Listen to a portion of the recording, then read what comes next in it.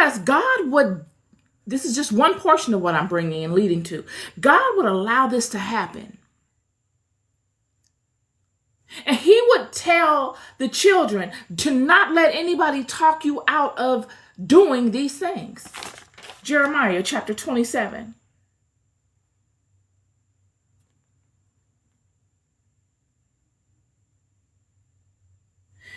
And it shall come to pass that the nation and kingdom, verse 8, and it shall come to pass that the nation and kingdom, which will not serve the same Nebuchadnezzar, the king of Babylon, and that will not put their neck under the yoke of the king of Babylon, that nation will I punish, saith the Lord, with the sword and with the famine and with the pestilence, until I have consumed them by his hand.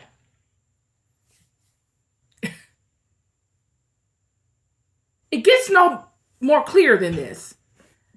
You're stuck between a rock and a hard place, even if you decide you don't want to do such things. It is against the will of God if you don't. You must humble yourself and serve this kingdom. But not in the way that a stranger would serve this kingdom. You will serve this kingdom under the parameters that I've given you. What are the parameters?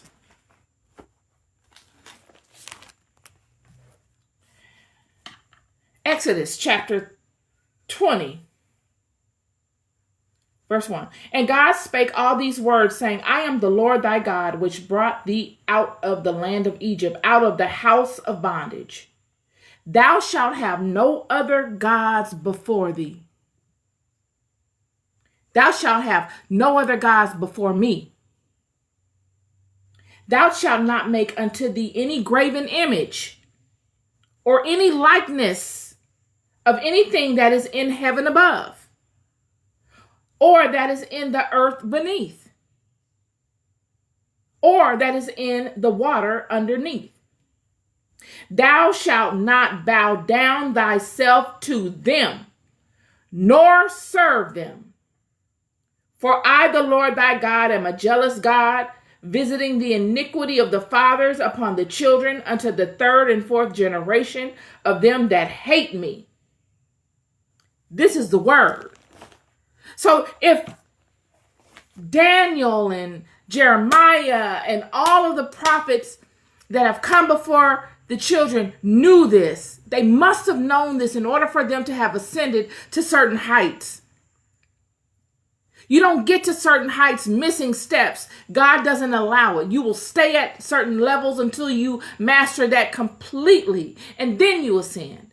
So they must have known this. And this is why God allowed them to go and be infused into such a kingdom. It's so that they could withstand against the wiles of those and the pressures of those in power within that community of people. As a gift, God would give these people into this kingdom to enlighten it, to bless it, to level the playing field in a sense. But allow these people to hold themselves as a sovereign nation of people, both collectively and individually, to be the standard. So that when they come into that community of people, they stand like a light. A light that has been put in a candle holder that was made just for them. So that they shine and illuminate the entire environment with their light. Not so that they go in there and they become like everybody else. That's not it. And that's what we find here in the book of Daniel.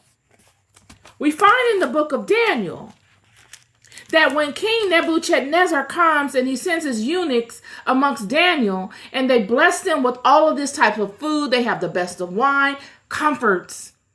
The first thing Nebuchadnezzar does to the top class of the house of Israel is make them comfortable. Friend, that's the first. Listen, I've been under attack by people that have blessed me in a way because they made me uncomfortable. Had they made me comfortable, I probably wouldn't be up here doing this. I'd be half behind in it. I'd be one cheek in it, like, some other people do. But I was loved so much that I was made uncomfortable.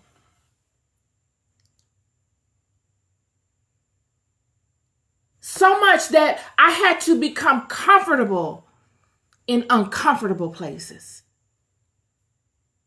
And that discomfort has brought out the best in me. And it has not even really formed in the way that it will. But it continuously grows better day to day. The worst thing that you can experience is elongated seasons of comfort. I'm telling you the truth, and I know it sounds ridiculous. It weakens you. It stagnates you. Sure, you'll get fat and full and all of these types of things, but you become a master of nothing but comfort stuff. You'll have a whole bunch of interests. Oh yeah, I know about that. I know about this. I don't know about, but you'll master none of them. You got too many varieties. Your attention span is thrown. Okay, I'm doing Bible studies right now, but I don't really feel like doing the Bible study today. I think I'm going to go and do, I'm going to focus on drawing. I'm going to draw. You focus on drawing. And then the next day, you're doing something around the house, some gardening. Then the next day, you're thinking of scripts that you're going to write for a movie. And then the next day, you're working on some type of skincare product that you got all of these different things. And you're allowing your creative juices to flow, which is good, but you're not focusing it on anything. You're a jack of all trades and a master of none because of comfort. But you let a wind hit you. You let a threat come upon you. I bet you'll focus in on one of those things that can render you a reward then, won't you? You'll either focus in on something that'll render you a reward monetarily, or you'll focus in on something that'll render you a reward spiritually. Whatever the need is that you need met, you will find it in that which you have been focusing on. Or you'll find something completely different. Abandon that which you've been focusing on because it's really not what you love, and you'll go and begin doing something altogether different to add to the slew of stuff you already don't master and you really aren't focused on, but you're just busy with. When the eunuch comes upon Daniel